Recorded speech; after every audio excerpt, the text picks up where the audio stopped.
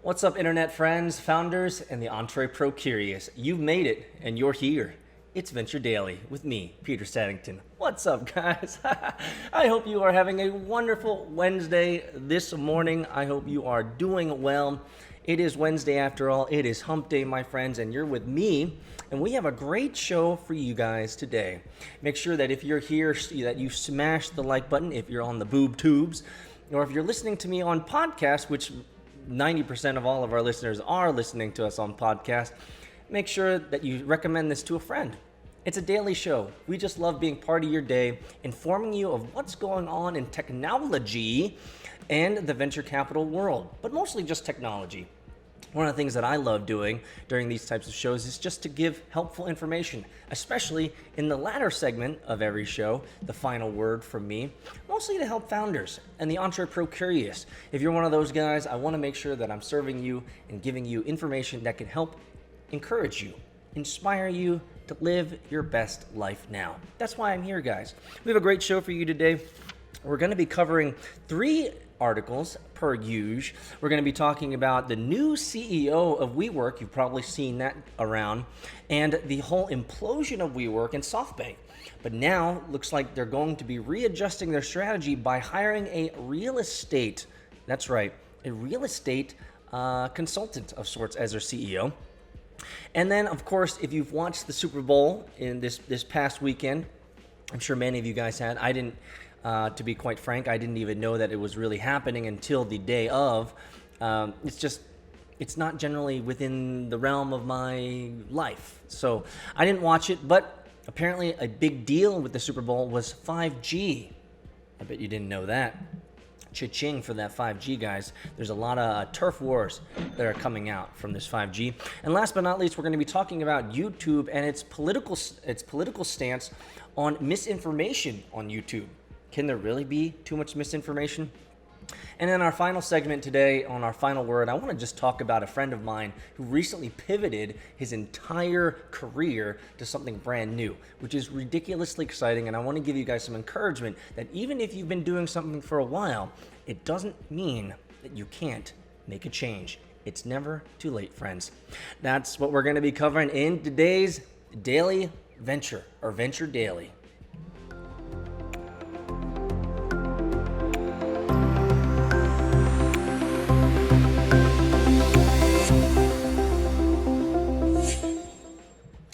Well, WeWork has a new CEO. WeWork has found the person who will replace Adam Neumann as the chief executive of the company, Sandeep Mathrani, a seasoned real estate veteran. He will be tasked with steering the embattled co-working giant back on the right path following its failed IPO attempt. Mathrani has been known as somewhat of a, quote, corporate turnaround artist in the real estate world. He was named CEO of General Growth Properties in 2011 when it was emerging from what was the biggest real estate bankruptcy in U.S. history. 6 years later, he sold the company to Brookfield Property Partners in a deal valued at approximately $15 billion. Cha-ching, guys. So here's what we know about Mathrani. Most recently, Mathrani was chief executive of Brookfield Property Partners Retail Group.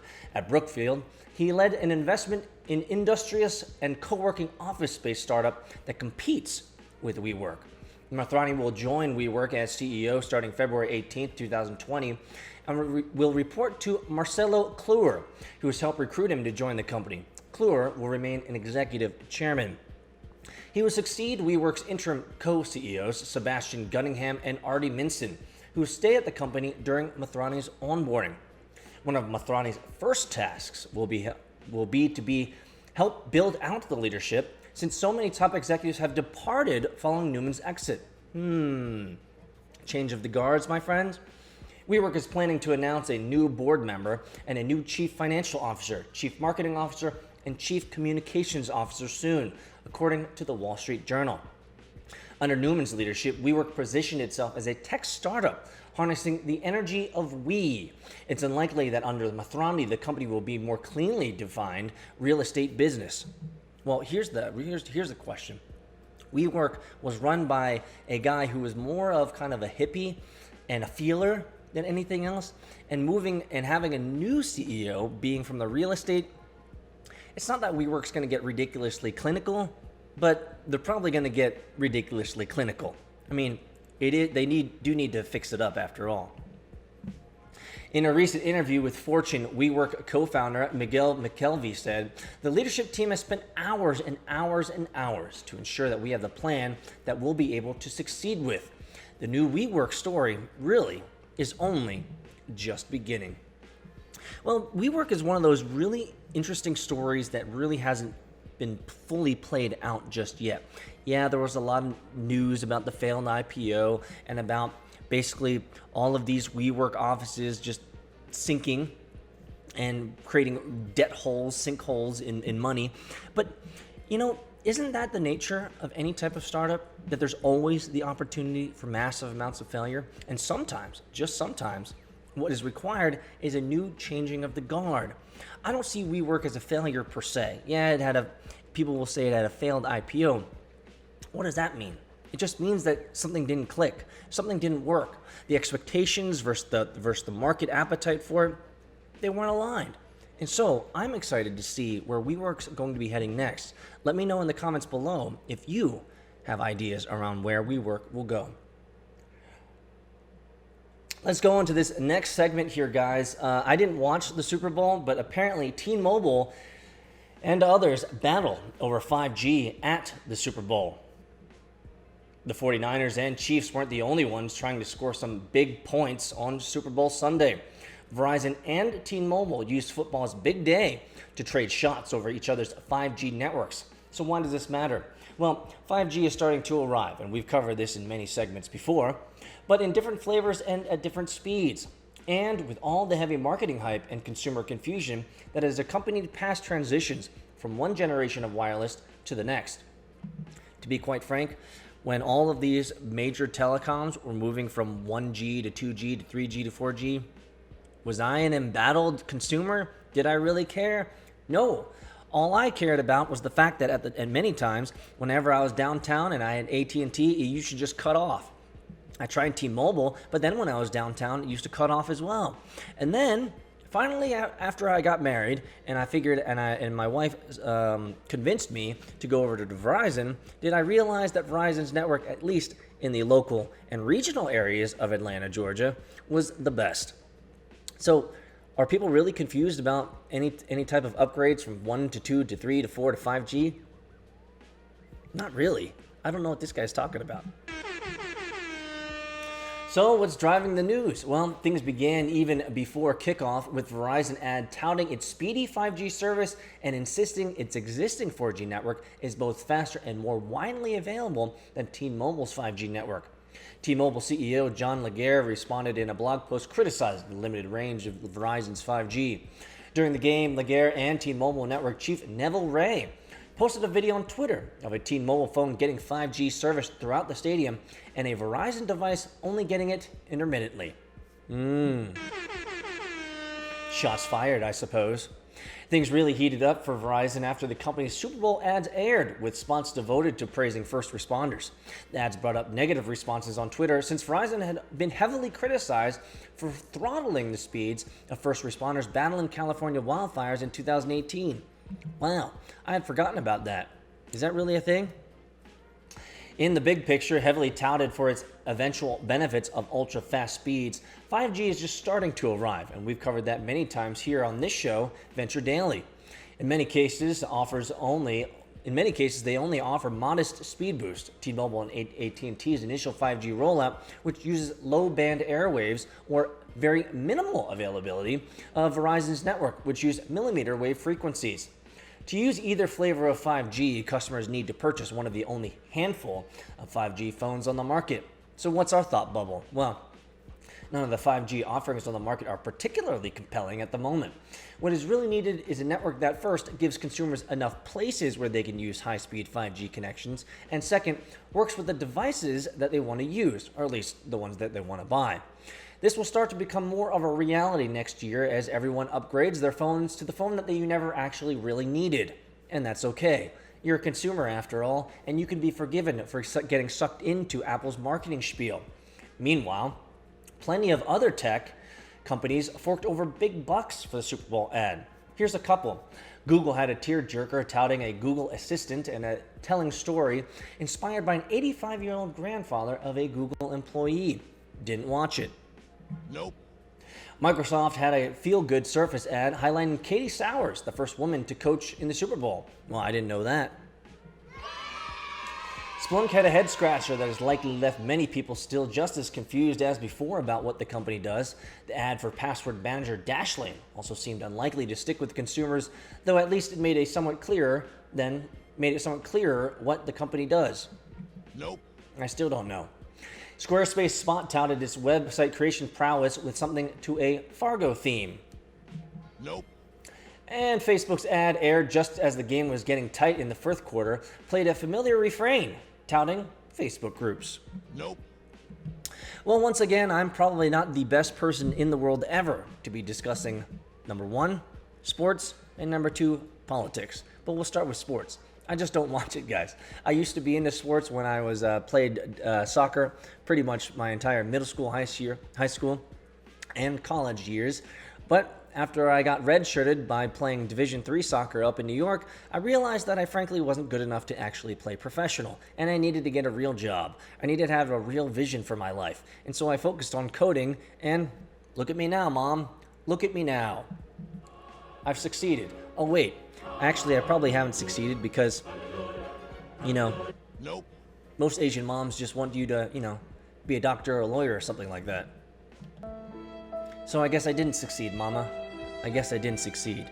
I didn't succeed at being a doctor or a lawyer. I became an IT specialist, a coder, a developer. And I still don't know jack about sports. Let me know if you had fun watching the football game.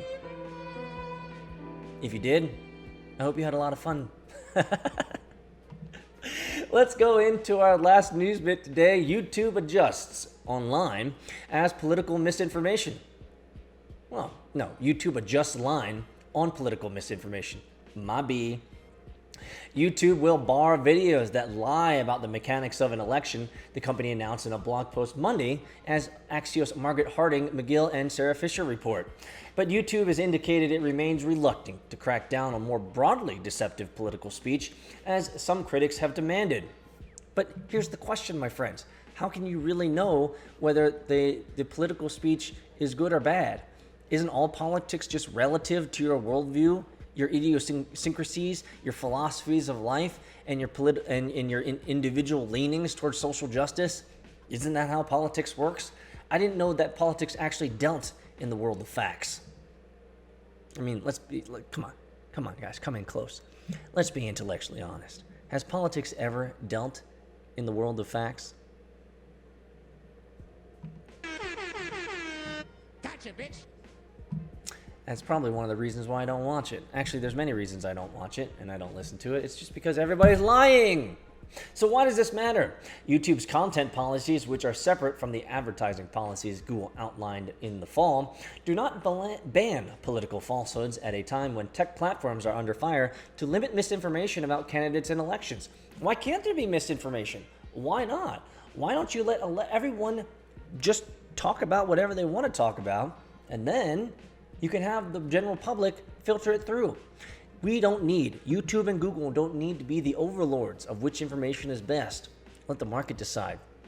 But then again, I'm not the one running a billion-dollar company who wants to continue to have all of the benefits of running a billion-dollar company like Google, have all the, nice network connections with people that they want to have influence with, generally in the political realm. Anyway, what's driving the news? In this new explanations refining its stance, YouTube clarified how its deceptive practice policy applies to election-related content, including deepfakes. YouTube will remove videos that advance false claims related to technological eligibility requirements of current candidates and office holders. YouTube offers as an example a claim that a candidate isn't eligible for office because of false information about citizen status requirements. Isn't that kind of a big deal? The company also said it would remove content that has been manipulated in a way that misleads users and may pose a risk of egregious harm. You mean egregious harm of the brain from the internet? Guys, stop being snowflakes. You're just getting information that might make you think differently about a digital avatar online. None of this is real. Nothing online is real, guys. That includes an altered video House Speaker Nancy Pelosi that slowed to make her appear as if she was drunkenly slurring her speech. But isn't she kind of always? YouTube's efforts also include giving authoritative voices, including news sources, higher ranking in search, and watch next recommendations to combat political and election misinformation. For the 2018 midterm elections, YouTube included information panels about candidates in response to search queries from users, and intends to have a similar feature for 2020 candidates in the coming months. So what's the big picture here? Well, critics argue that YouTube's algorithms promote extreme points of view and conspiracy theories. Oh no, there's conspiracy theories. They've long charged the service with promoting hate speech and allowing its video recommendations to become an engine of radicalization. Seriously? An engine of radicalization? The only radicals I've ever seen, because of the mainstream media clips that I watch generally when I'm passing through an airport. That's the only time when I actually spend the most time watching a TV is at the airport, and they're always playing the same daggone things. The only radicals that I see are the ones that... Who are the radicals that I see? The only radicals that I see in America today is really pretty much the far left and the Antifa people. But were they radicalized because of YouTube? Or were they radicalized because they have no purpose? They're millennials who got a university degree in underwater basket weaving from Africa in the late 1400s. That was the focus of their studies. And they're pissed off that they can't get jobs. And since they can't get jobs, they're hanging out with their mama. They're hanging out with their papa. And that's why they're out protesting. Isn't that the right reason? So what's next? YouTube notes that an overview of its current practices will not be the end of its efforts on election-related content. YouTube remains committed to maintaining the balance of openness and responsibility. Before, during, and after the 2020 U.S. election, Leslie Miller, Vice President of YouTube Government Affairs and Public Policy, wrote on her blog, "I will tell you guys, I am extremely excited." Nope. Just kidding. Not really that excited for this 2020 election year because it's going to be bringing out the worst in people. And as I've talked about before on previous news bits and previous daily shows, I find it fascinating that people are willing to argue about things that in the end of the day is merely an opinion. It's merely an opinion. It's merely a spectator sport. While football and the NFL or anything like this, the NFL is one huge spectator sport. I'd say the number one spectator sport in the world is politics. You can spectate, you can have an opinion, you can get enraged if you want, but at the end of the day, what you think doesn't really matter, and in many ways, it doesn't change anything. So, let me know in the comments below if you completely disagree with me on this one. True startup story, guys. You got it. Your company just got seed round financed. Congratulations, you're going to the moon. But now you have to scale. You found great talent out in California, New York, Georgia, and even Eastern Europe. So what communications platform will you be using to ensure your international team is always aligned? Well, the answer is easy. Slack.com for Teams. We've used Slack for all of our previous startups, and they've supported us in tremendous ways. And we want to give them a thanks today for supporting vchunting.com.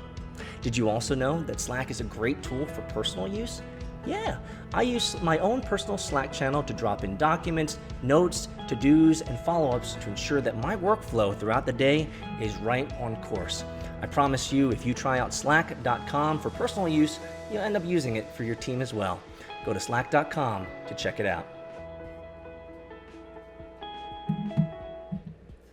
Well, welcome back to Venture Daily, the fastest growing daily show in all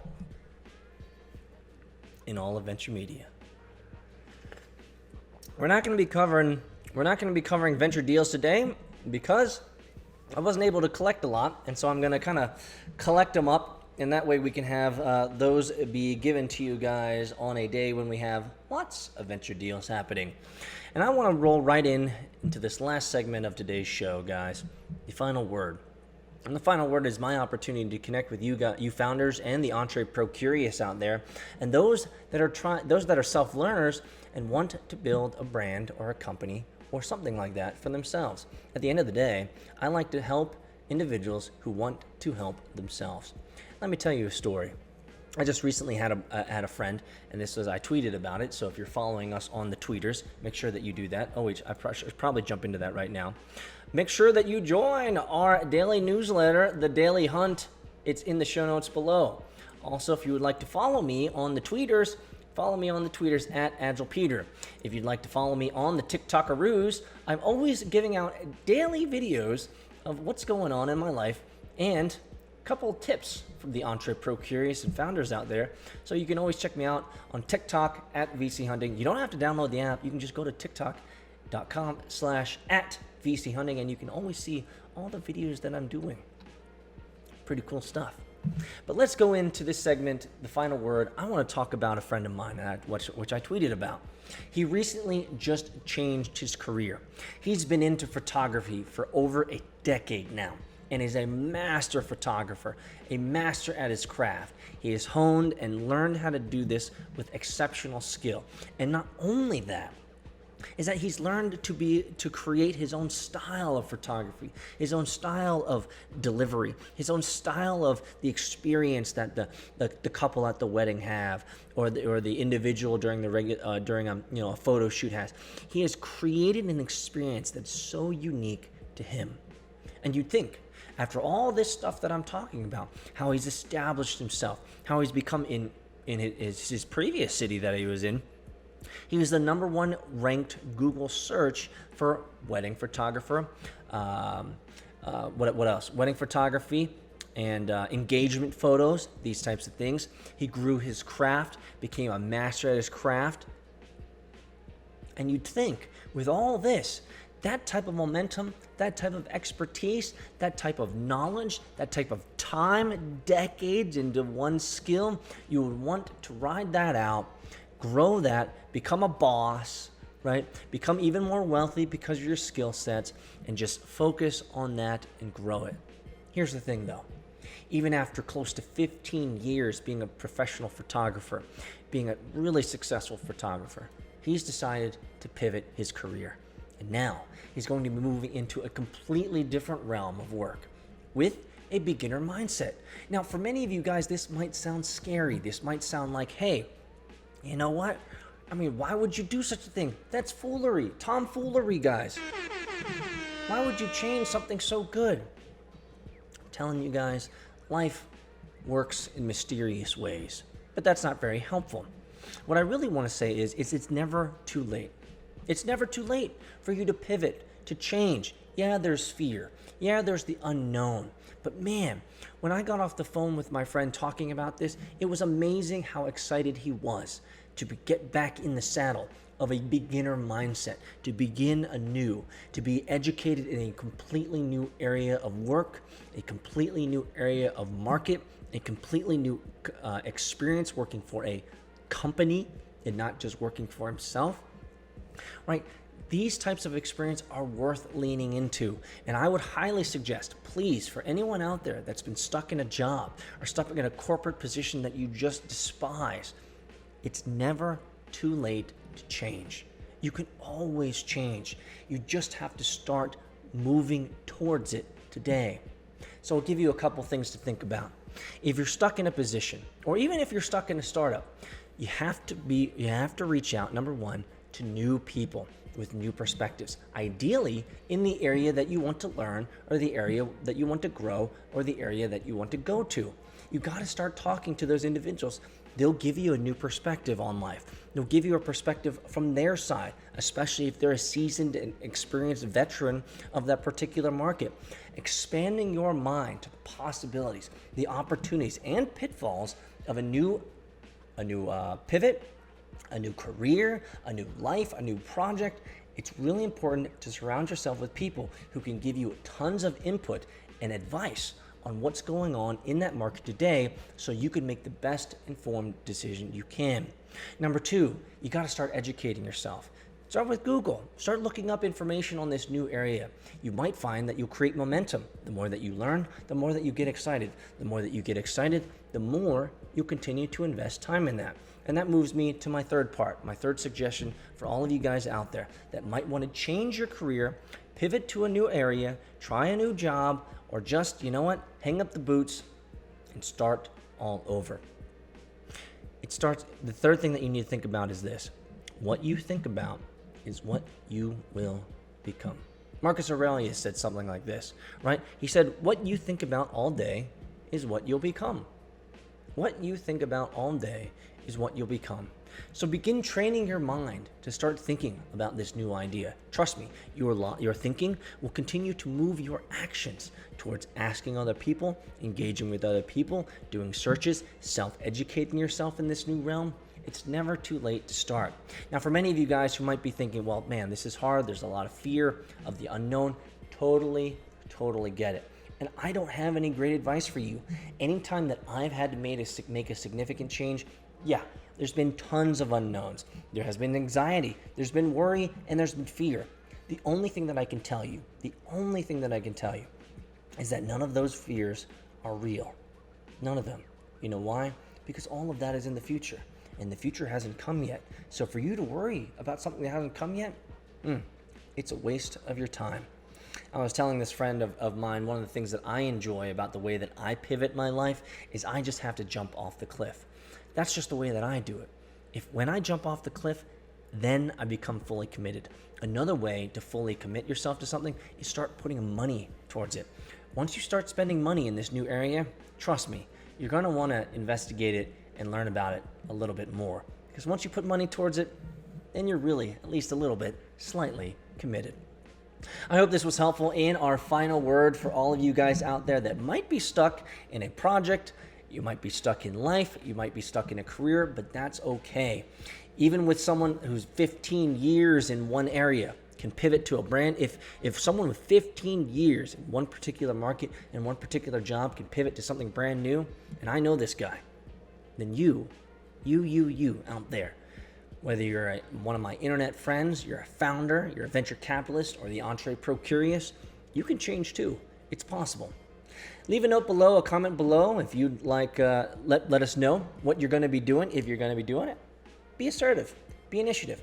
And if you're a daily subscriber to our daily newsletter, you can always hit reply and you'll get right into my email box. I'd love to hear what you guys are up to. And by the way, I'm moving towards, and some of you guys might be happy to hear this, but I'm gradually moving towards creating some sort of community center, some mechanism for all of the people in our community here to begin to assemble and begin to gather together. Maybe we can do some damage. Maybe we can do something positive together. Maybe, just maybe, I can help and provide more value to you guys than what I'm doing now. Let me know in the comments below. Thanks for being here, guys. I love being a part of your day. For all you commuters out there, be safe, drive safe, and don't get mad. Don't get mad if someone cuts you off. They're just doing whatever they're gonna do. Peace out, guys. I'll see you tomorrow.